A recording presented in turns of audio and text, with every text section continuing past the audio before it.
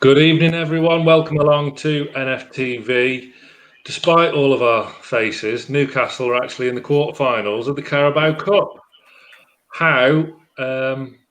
Your guess is as good as mine. It took us a penalty shootout to get past League Two Newport County.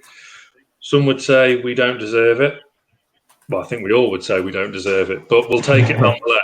I am joined by Karl, Adam, and Matt, and we will dissect the game for you now. Starting with Adam, let's look at the team that Steve Bruce set out tonight. Were you happy with it? Well, I seen the team and I thought it was good enough to beat Newport. I'm a bit lost for words, to be fair. I'm still a bit annoyed. I looked for me if Shaw's fit enough to be on the bench, he's fit enough to start. That's how I look at football. We've just let Lejeune go out, who's playing 90 minutes for the club he's just signed for. Kraft's not a fucking centre half. I'm that annoyed, so pardon me language, but Kraft's not a centre half, and it showed for the times he had to defend. Almiron, 20 million signing, should be turning up against these teams, and they just don't. Well, you say they don't. They did against Morecambe. So what changed? Well, I don't. I'm not a Sunderland fan. I don't watch much league, lower league football. But from what I've seen from Morecambe to Newport should be fucking bossing that league. Unless we were just excellent against Morecambe, I don't know. To be fair to Bruce, I thought his team selection was what I'd expect, but I just don't think he's motivating the players anymore. I don't want to make this whole talk about Bruce because we could easily make that. I just don't think he's motivating the players anymore. I'm watching them like Almiron I'm not a Rafa fan, but Almiron under Benitez last 6 months, he was all over the place. Now he's not. He looks weak. He looks like he's playing Sunday League football. I don't know. I'm just lost. Like now we're through. I'm over the moon. We're through. I'm just lost with where this team's going now. I'm just absolutely lost with what we're meant to be doing. I know you were banged up for this cup run as well, Adam. That's the thing. But Matt, let's look at the Newport team. Very few names we would have heard of on that team sheet, if any. Yeah. Do you think Newport were taken a bit too lightly in the end after the Morecambe performance? You'd think the players might have gone into it with a bit of a laissez-faire attitude. They've obviously trashed a team in the same league 7-0 a couple of weeks ago. So to think, just another 7-0 win for us to breathe through this lot. But Newport have held Premier League teams here. They've beaten Championship teams this season. They're not a team to be sniffed at, and I think a lot of the players might have gone in with the wrong mindset. Whether that's down to them or the manager remains to be seen. But yeah, I don't think we went in with the right mindset. None of the players seemed to look interested in getting stuck in. Like when we played Morecambe, I think one of the things that was highlighted was Sean Longstaff going in with a 50-50 in the first minute or so and setting the tone of the game. Like went through the midfielder, won the ball, and that was us on top for the rest of the game. And there was nothing like that today. We just looked weak. No, I think the opposite happened. The middle of the park, in particular, Jonjo Shelvey, in the first part of the game at least, was getting bullied by, a League Two tearaway who's probably going to be punching above his weight in League One. So yeah, he did the first ball away, Shelby, really, like from his backing out of a challenge. Yeah, and I think the thing is as well was for their goal, which wasn't against the run of play by any stretch of the imagination. Newport's wing-backs were bombing forward and making Fraser and Murphy pull right back to help Manquillo and Lewis out. The shot that rattled against the bar was a cracking effort. If you saw Shelvey kind of drift back, who failed to win the ball in the first place, it was just that old Jonjo Shelvey that we've said now in the last couple of weeks that it's just creeping back into his game, going missing. And Karl, we've pointed this out before, as I say. Does Jonjo maybe need taken out of the team for a little bit now, or does he just need a kick up the backside? I think it's a bit of both, but I think the only way he's going to get that kick up the arse now is dropping him, personally. Like I've said it so many times, I don't think he's half the player without Isaac Hayden next to him. I think it's proved that he's struggled. His passing's been off. He's got that childish mentality about him again. He's getting rumbled by players that he doesn't need to be getting rumbled by. You know, it's like Adam, you mentioned it yourself. I think he's almost lost the plot. I don't know what's wrong with him. So I would drop him, mate, personally, and you know, give Hendrick or Longstaff, whoever, a shot on the weekend and see what happens, because he's starting to infuriate me personally. How many games does he win Newcastle anymore? Oh, he doesn't win us any games anymore. He's more giving us the ball away. He's so frustrating. I agree with Karl. Like, he's so frustrating now to watch.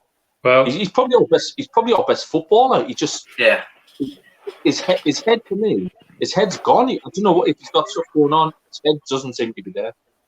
Well, he's kept us in the Carabao Cup. This is the problem, isn't it? And the thing is with Shelvey, Matt, he's always one of them players that's always going to infuriate some weeks and completely inspire the next. Mm-hmm. It's whether we can afford to have that in our team, like whether we're going to be challenging for the cup or battling relegation, whether you can have a player as inconsistent as that in your team, because at the end of the day, it's a luxury you can't afford when you're battling in some of these games. Like, yes, you say when Hayden's playing, he's a little bit better because he's got that foil, but in a game like today, you can't be getting wound up by a little scrappy League Two midfielder and lashing out and maybe even get yourself sent off and down to 10 men, which he could well have been sent off today with a few of those challenges he made. So it's just, I don't know whether it was Rafa drilled it into him towards the end of his tenure here or Bruce when he came in, but we saw Shelvey like training through summer. He wanted to get back to where he was, and now he's just fallen back into the lethargic, immature player that he used to be. Yeah, there's definitely an argument for that. Although, having said that, the goal wasn't Jonjo Shelvey's fault completely. Adam Gillespie's had an absolute mare here, hasn't he? Oh, I mean, the couple of games I've seen when I've been on the shows just after them, I've said he could run Darlow for number 2. Fuck me, I don't know what I was watching then.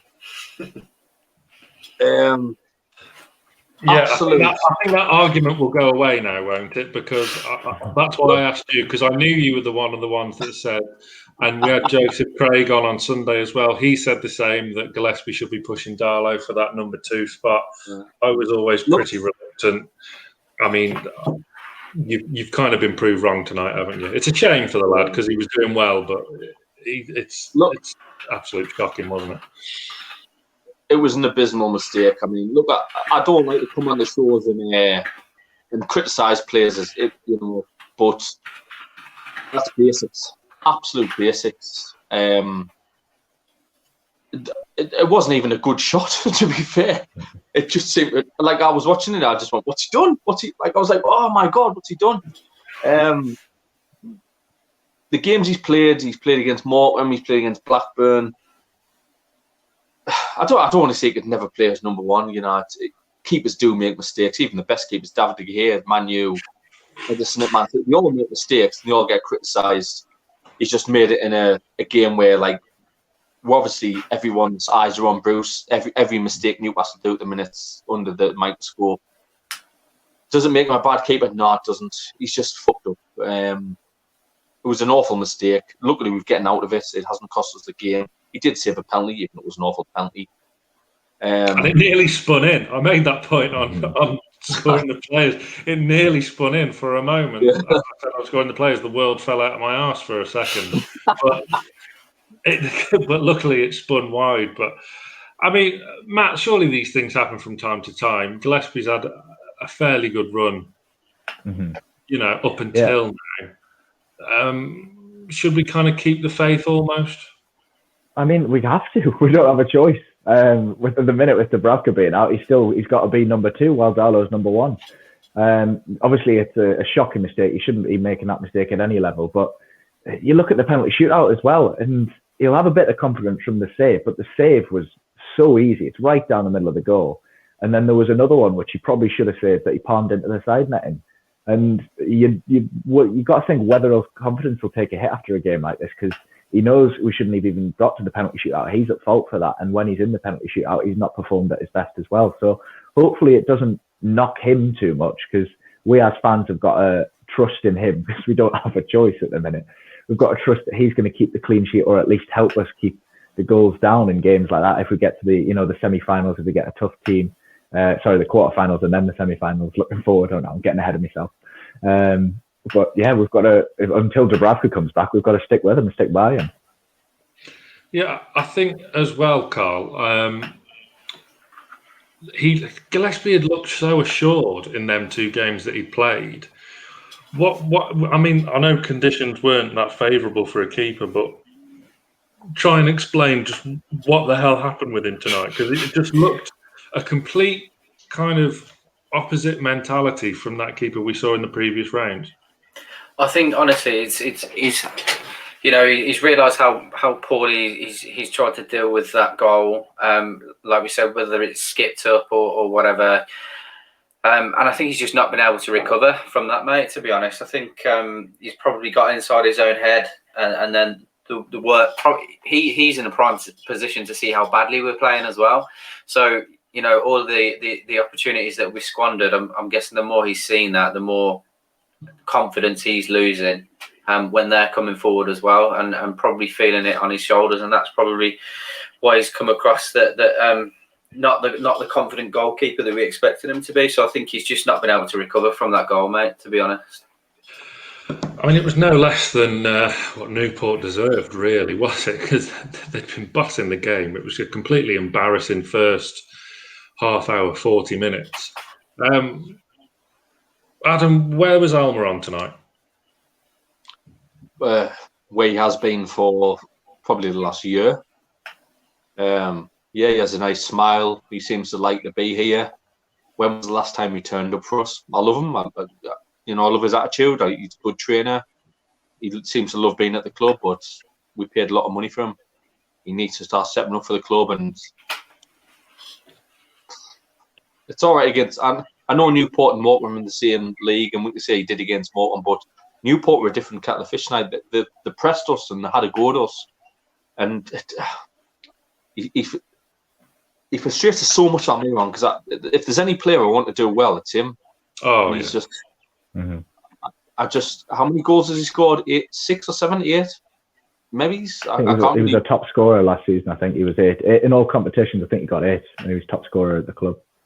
Yeah. I mean, most of those were scored against like Rochdale, and he was like that. So really, Newport, he should be absolutely. He should be banging them in, but it was just a strange night all round. It just comes back to the point that, was Newport taken too lightly? We see there Ryan Fraser, 90 minutes in the bank for him, Matt. Mm-hmm. Do you think he's fully fit and firing, or has he still got a long way to go before we see the best of him? Well, I think he's off the pace today, whether that's a lack of fitness or a lack of confidence, or just a lack of chemistry with his teammates remains to be seen. But he's got to be pushing for a first team place, and you've got the likes of Almiron who's dropping off form, Saint-Maximin's out injured, Richie's done his shoulder in. So there's not a lot of competition on that left wing. You've maybe got Murphy that can drop in there, Joe Linton if we're playing on the left side. But you've really got to be considering him for a starter if he's back to full fitness. But if he can't compete against a Newport team, I think he did struggle a bit today. He shouldn't really be getting a look in the Premier League.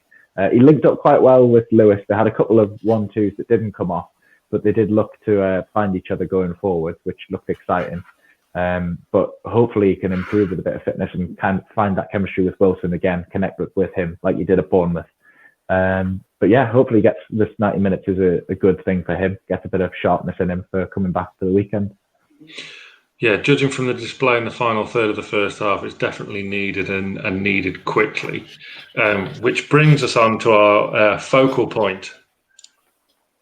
Mr. Karl.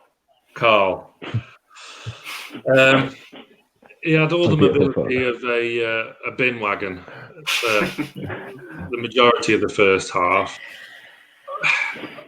I mean, it's a pretty blunt question I'm going to ask, but it's got to be one that a few are thinking. Is he finished? Yes.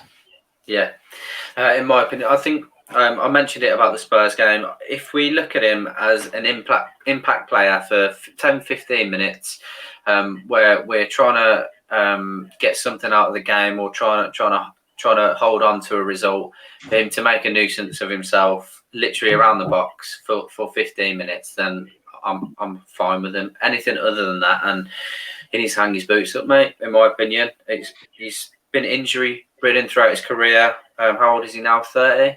30, yeah, 31. Yeah, a good age. A good age. Yeah, and with the injuries he's had, they're not soft injury, not soft tissue injuries. He's had some serious, ligament damage and things like that. So at that age and the height he is and the kind of player he is, and with the way the Premier League's played now as well, the amount of pace that's involved around the Premier League, his style of football just doesn't fit anymore at his fitness level, if that makes sense, and his mobility. Because like you said, and I said myself, he was turning like a bus today. Matt mentioned as well, like there was so many times where you'd expect him to hold up the ball and his touch was off and everything. And against a Newport side, like he's effectively been out-muscled by two, essentially, almost non-league centre-halves. Yeah. And he's supposed to be a Premier League footballer at the end of the day. Which is frustrating because we've all loved Andy Carroll, but I think it's time for him to have a serious word with himself and see whether that's it. Yeah, it's an odd one because I like the guy. I kind of like having him around Newcastle. I can't imagine him anywhere else. No. At this point in his career, and he's played quite a few games now in a short space of time, which is unheard of for Andy Carroll in the past 4 or 5 years. Adam, what are your thoughts on the big man? He shouldn't be playing up front by himself. He's not that type of player. He needs, if you play a 4-2-3-1 or a formation that you seem to play where you've got someone up front by themselves, they have to be able to score goals. Andy Carroll's more creating goals or getting ahead on, we're playing long balls. You shouldn't be doing that against Newport. I like him. Again, I liked him 10 years ago. I was his biggest fan, I was 21 when I seen him score a hat-trick against Villa, and all them. When that was a great day. It was a great day. That was a great day. But it was 10 years ago. How would you play him now? Is he the one when you look at a team where you go, Andy Carroll's up front? No, I love the lad, but for me, Callum Wilson should start tonight. I thought we should have put Newport to bed easily. I hate to see it, but Andy Carroll's our last resort now. We're not a Tony Pulis Stoke team, or we shouldn't be. We shouldn't be like, let's put Andy Carroll on to win the headers. Football's gone on; it's evolved. We shouldn't be stuck behind. Like I like Andy Carroll. I don't. This doesn't mean to sound to slag him off, but he hasn't scored in 3 years, 4 years. So it's not coming far off that. Yeah. I really want to defend him. Like last season, you look at him. His game's changed. Obviously, when he's got older, he's not so much a goal scorer anymore. But like last season, I think he got more assists than James Maddison. I think it was only 4, but still, like he's a bit part player. He shouldn't be leading the line for us, but he is to us what Giroud is for Chelsea. Like they've got Timo Werner and Tammy Abraham starting every game ahead of Giroud, and Giroud's a World Cup winner at the end of the day. But he's not getting in that team because he's too old, he's too slow. And we should recognise that with Andy Carroll. Yes, he'll create the odd goal, like he rescued a point for us against Spurs by winning the penalty. He made a nuisance of himself. There's no way in hell he should be leading that line by himself. I think Steve Bruce is yet to recognise that. I just don't understand why. To play devil's advocate a little bit, Karl, I'll come to you on this. Should Almiron be doing more to support Carroll tonight? Because he was there in the number 10 role, his favoured number 10 role, and he was invisible for pretty much all the time Almiron was on. So I mean, there were a couple of opportunities where Andy Carroll's risen, won the header, and automatically flicked the ball on behind him. And you're expecting, if you're playing a 4-4-2, or if Almiron's on the ball a little bit more, you are expecting someone to be in behind because potentially you've got a chance then. So I understand where you're coming from. because that was just instinct from Andy Carroll. So if Almiron's on the ball, yes, he should be reading that sort of thing as well. So I mean, you can defend him a little bit, I suppose, but in complete hindsight, you know, I agree with Matt and Adam. He can't be the one that's leading the line, regardless of who we're playing, especially not on his own. Yeah. Do you think that's why, or do you think it contributes to why Steve Bruce has to keep chopping and changing the system? Because he doesn't know which system he wants to play. He tried 2 up top, which worked at West Ham but failed horrendously against Brighton. Switched to 4-2-3-1, which personally is my favourite formation for us to play at the moment. And it just hasn't worked again tonight. And we've got away with 2 murders in the space of 3 days. I mean, just, you know, I say again, he's been here over 12 months and Steve Bruce still doesn't know what system to play, Adam. Just I was going to say it's time running out for Bruce, but will time start running out for Bruce if he can't put his finger on what system is best to play in what games? I think it's gone, Sam, to be fair. On the socials, on Facebook, personally Facebook, and like obviously Twitter, we put stuff out on. Fans have just run out of time for him. Like even I give time for him, and he just doesn't seem to know what team to play. And how long we've done this under Steve McLaren. If we don't learn the fucking lesson, right? We give him Steve McLaren time, and by the time we replaced Steve McLaren, it was done. We were already down. Yeah, Rafa came in, but we were down. The rut had set in. And we're going to do this under Bruce if we're not careful. And it's so frustrating now talking about it. Steve Bruce doesn't seem to know. And again, we try to, on the socials, we don't try and criticise Bruce. We let fans make up their own choice. There's not many fans now have got much time left for Bruce. I just don't see where he's meant to go. Like today against Newport, starting Karl up front by himself. There's not one fan would say, yeah, that's a good idea. Yeah, start Karl and Wilson or start Karl and Jolinton. Everyone would have went, aye, great. Its tactics are just absolutely frustrating. And I think every fan, Karl, Matt, Sam, Lee, Liam, Brandon, everyone's just sat there now going, oh, it's going to be a long season. Like, love how you left Johnny out of that after Lee's phone call last week. Sorry, Johnny. No. Sorry, Johnny. No, it's fine. No. We it's. Is that payback? I know he's been at work. Sorry, Johnny. That is payback. We know which side you're on. Sorry, Good man. Sorry, Johnny. So, looking ahead to Burnley, then, who would you play up front, and what system would you play for?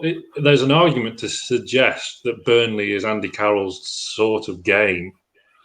Matt, I'll come to you on this one. How do you think you should shape up for Burnley on Saturday?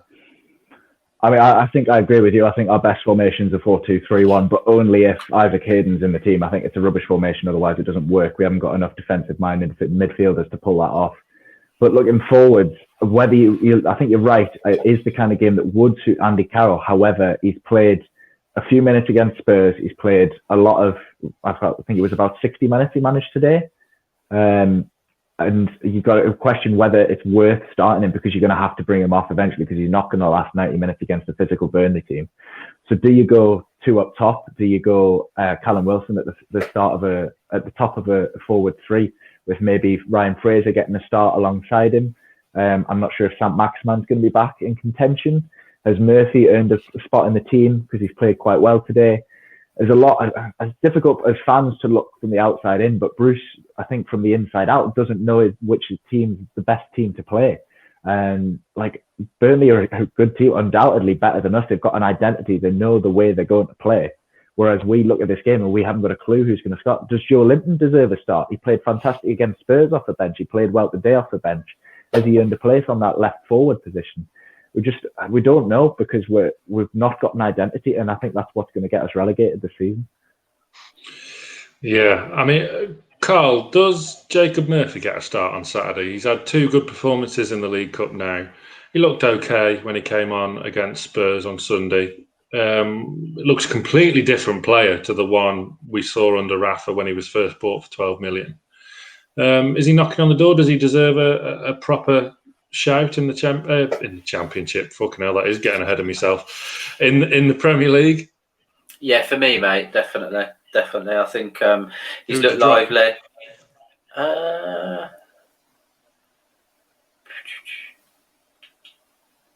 Who played there? Who played there against Spurs? I can't think. Hendrick. Yeah, well, yeah, Hendrick. But again, he's been played out of position, isn't he? To a certain extent, Hendrick being played out of position. Like, yeah, 100%. He's been lively. We've as fans, I think the majority of fans have agreed that I think it's a good idea. They think it's a good idea to keep him on for another year and see how he does.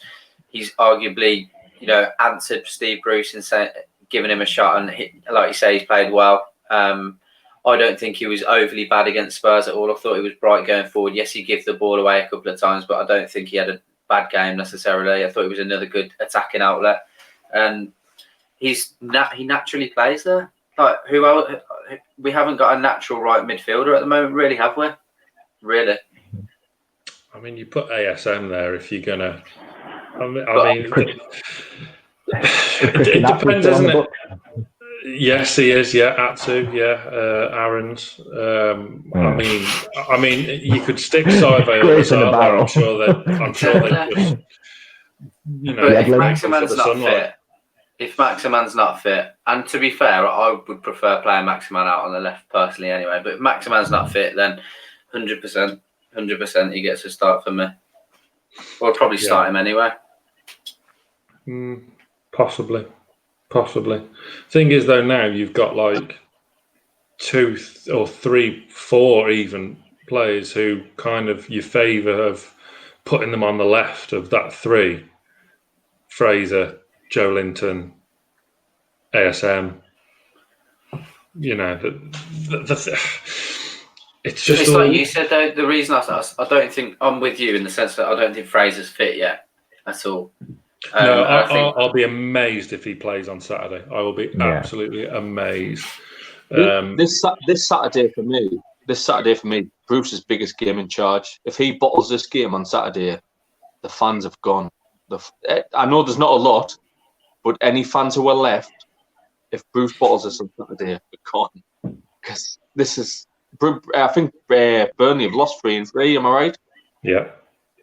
If we lose this, Bruce is fucking, I tell you, it's going to get nasty. I tell you what, Steve Bruce has soon stopped saying the lines of, we need to get fans back in stadiums.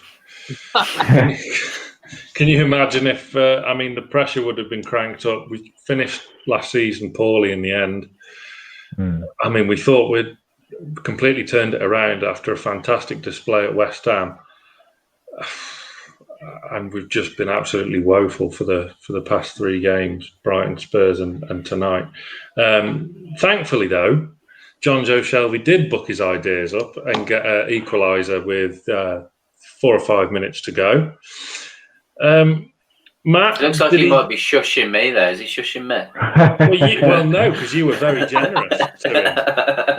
I think, Karl, to be honest, you would be the last person he's shushing after your generous rating on scoring the players. I think Matt would have given him a far more harsher score, would you? Yeah, I'm losing patience with Shelvey because I do love him, and whenever I get in arguments with my mates about the England team, I'm like, he should be at least considered for an England call-up because he does genuinely offer something different to a lot of these England midfielders. However, on a performance like tonight, you're wondering how he's even a bloody Premier League player, never mind an England player. It's shocking. I don't know how old he is, but he must be getting on 28, 29 now, and he's playing like he's fresh to the league and getting wound up by players kicking him. And he's going back to those early days where he used to get booked or sent off for lashing out, and he just walks around the pitch. The thing that annoyed me most about his performance today wasn't his lack of distribution, wasn't the fact that he kicked out, it was his apathy towards their goal. He lost the ball in a 50-50 and then walked back. He didn't sprint back like an Almiron or even a saint-maximin to recover the ball once they lose it. He walked back and let that lad rattle a shot from 30 yards off the crossbar, which ended up obviously resulting in a goal. But if he snuffs that out where he loses the ball, if he puts another challenge in, and wins that ball back, then that's it. We've won 1-0. But he's let his side down. He's let himself down. He's let the team down. He's let bold people everywhere down. He's just a liability sometimes. And honestly, like we were saying in rating the players, you've got to start thinking about dropping him, giving him a reality check, because he shouldn't be anywhere near that team, even with Isaac Hayden. And I do feel for Hayden because he seems to only get in the team as a foil for Shelvey, whereas I think he's good enough to start in that midfield alongside anyone. I don't think he just needs to be there to supplement Shelvey. No, I agree.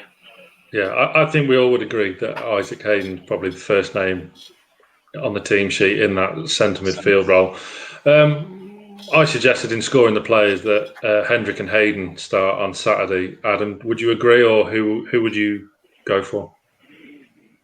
Oh, I couldn't agree more with Matt. I've tried to be Jonjo Shelvey's frustrated me for years. Oh, okay. Good finish though, wasn't it? Cracking goal. Oh, great! It was, but it was a great goal. Don't get us wrong. He has getting us into the next round. But if you look at his performance overall, he's not stepping up for Newcastle United. He's not a Newcastle United player. He's not. You look at Beardsley, you look at Robert, you look at the players we've had over the years. Dyer, even players like Dyer, Jonjo Shelvey's not that type of player. His head just doesn't. It doesn't seem like he wants to play football, especially for us. He just seems like he wants to get the money, and I don't know. I don't want to sound too critical when he has scored the goal that got back in, but he just doesn't seem bothered. He doesn't seem bothered. Matt, to be fair to Matt summed him up there perfectly for me, so I don't want to say much, but if he wants to play for Newcastle, I mean, I'll highlight, he's been the vice-captain for probably a year now. Fernandez got the captaincy tonight. So does that not say what Bruce is thinking about me as well? You know, like, when Lascelles hasn't been there, Shelvey's been the captain tonight, Fernandez is. So what's Shelvey doing in training? Is he motivating them? Is he doing out? No, he's not. If I was a player in Newcastle's team, would I look at Shelvey and go, oh, you're more than me? Nah, he's shite. That's in bollocks. Sorry, no, that's not. I think you picked up on a great point there about Fernandez.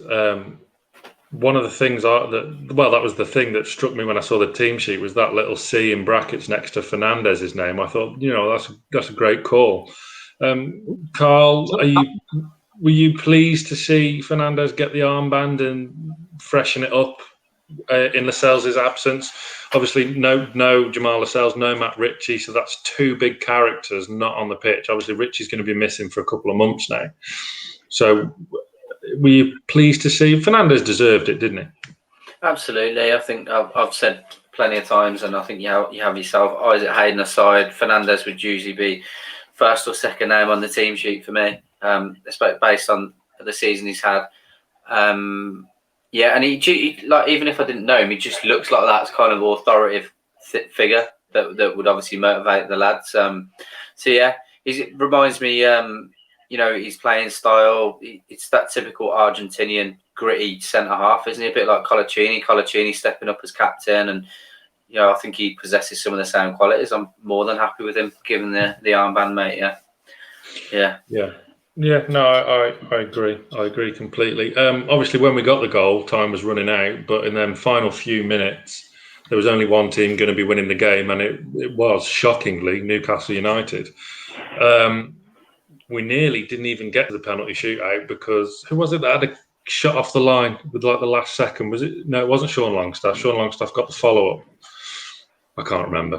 Maybe Joe Linton. Newport were chucking the bodies in front of it, to be fair to them. They were. It reminded me of back in the day when you used to see Czech Chiote just absolutely launch himself to block off shots. It's absolutely beautiful to see when it was Czech Chiote. How we miss him. But penalties came. Laura Woods read out the magnificent stat of Newcastle have lost 10 of their last 11 penalty shootouts. Lads, were you confident? I was hiding behind my sofa. I did not know what to expect. I didn't know who was going to take the penalty. That's the worst thing. You don't know who's going to step up for this team. Like, you look at the leaders in this team, and where do you look? Obviously, Callum Wilson took one in the last game. He's obviously going to be one of them. and maybe Shelvey as a dead on apart from that, and then Richie if he's in the team. Aside from that, who's stepping up? Obviously, we saw the lads tonight. Joe Linton didn't look like confident enough to take that to score that penalty, and I'll be honest, Shelvey didn't either. He was lucky that his wasn't safe. But it's like I'm not surprised we've lost 10 of the last 11. The body shape of those players. Like before Joe Linton missed, their captain, I forget his name, he wears number 10, sprinted up to the penalty spot, put the ball down, and within 0.5 of a second of the ref blowing his whistle, the ball was in the back of the net. And that's the player that you want in your team. You don't want a Joe Linton who walks with his head down from the halfway line to the penalty spot and then puts a bang average penalty. They were saying that their keeper made a good save. Bollocks. It was an average save. It was a bang average save because the penalty was at the right height and not even anywhere near the corner. If he puts that like a foot higher, keeper doesn't save it. But because he's lacking confidence and lacking a goal scoring edge, that's why he missed that penalty. And honestly, I wouldn't have been surprised to see us go out tonight. No, I agree. My head was in my hand when Joe Linton missed. And then, obviously, Newport led the shootout. Gillespie got a good hand to it, but it went in anyway. And then up stepped Fabian Schär, who was the most casual. I mean, it was the worst penalty, apart from the one that is still travelling across South Wales now. Again, worlds were falling out of backsides everywhere. Adam, did Gillespie make amends in the end? Though he got the save, we won the penalty shootout. Is all forgiven? Well, I think if he hadn't made the initial mistake, I think we could have made it a bit more comfortable in the game. But it's football. That's why we all watch it. That's why we all love it. Whether we support the team or not, you make mistakes. We went on to win the game. We all watched the penalty shootouts. I text you a lot. I was like absolutely watching it by my hands, and that's against Newport. That's why we love football. It's keepers make mistakes. We can't all of a sudden start criticising the goalkeeper because he made a mistake. Every keeper makes a mistake. That's why we love football. That's why it's the best sport in the world. Luckily, we've been there to get there. We've beat Newport somehow. But still, with Newcastle United, I keep saying, we're the best fans in the world. We're going on next. We get Liverpool next, or whoever. We've got a chance to get to a semi-final. I don't want Liverpool next. I don't want Liverpool. like Liverpool next. We're we'll be there to support them. We'll be here on the channel next if we get paid. We're the best fans in the world, man. Class. We're still there, so we keep going. Yeah, we've spent 38 minutes absolutely slagging our team despite winning through to the quarterfinal of the Carabao Cup. I should say Fabian Schär, Jonjo Shelvey, Jacob Murphy and Sean Longstaff scored in the penalty shootout, as well as Callum Wilson. Cool as you like. So we're in the quarterfinals, Matt. Who do you take? Obviously, we don't want Liverpool. Who would you want? Anyone is going to beat us, so I don't really care, to be honest. We've struggled against the League Two team and we don't want Liverpool, and anyone in between is going to be just as difficult. I mean, I don't know what the Burnley score is, but I wouldn't mind taking Burnley in the next round with the run they're on. No, well, your answer might change after Saturday. After Saturday, yeah. But honestly, I don't know if I'd prefer, because you think these little teams, you go to an intimidating little ground, like the players had to get changed in the marquee tent behind the stadium today, whether that affects their mentality and you want to go to a place like that or you don't, you want to avoid somewhere like that because of it. Whether they're more comfortable in the Premier League setting if they want to take on a Liverpool or someone that's sitting in and around the mid-table because they're used to that. It's difficult. It's difficult to say because it's at the end of the day, it's 90 minutes of blokes kicking a bag of air around the pitch. It could be anyone's game. So, yeah. Yeah, absolutely could. I mean, at the time we're recording this, Man City beat Burnley 3-0. Obviously, Spurs went through on penalties last night, and Everton are leading West Ham 2-1 at the moment. We don't want any of those. None of them teams. Man United are also beating Brighton. I mean, would you fancy you probably fancy against Man United more than you would Brighton. More than Brighton. But I think, but at the business end of the competition now, Karl, quarterfinals, surely anything can happen. Absolutely. I mean, me personally, as much as I've bigged them up, I'd love a quarter-final cup tie against Villa because I can't fucking stand them. So obviously I want us to win. So ideally that would be the one for me, and to get a result. Obviously it could go very, very wrong. But out of everyone, I'd quite fancy that game, personally. Yeah, I think I'm with you there. There'd be absolute scenes in my household as my housemate is a Villa fan, otherwise known as my wife. Anyway, Burnley on Saturday. We will, of course, be with you for the preview Friday night. We may even chuck in a black and white show as well, scheduled depending. And, of course, we'll have all your post-match reactions, scoring the players, the group reaction, and the last word. Lee will be here with the last word very shortly, later on tonight. And tomorrow we've also got a Greenwood and Mulliner show for you as well, where myself and Johnny will be joined by Bath Rugby's Ross Batty to talk all things rugby and his big love, Newcastle United. So my thanks to Adam, Matt and Karl. Check out Scoring the Players if you haven't already. And as I say, Lee is up with the last word next. So stay tuned to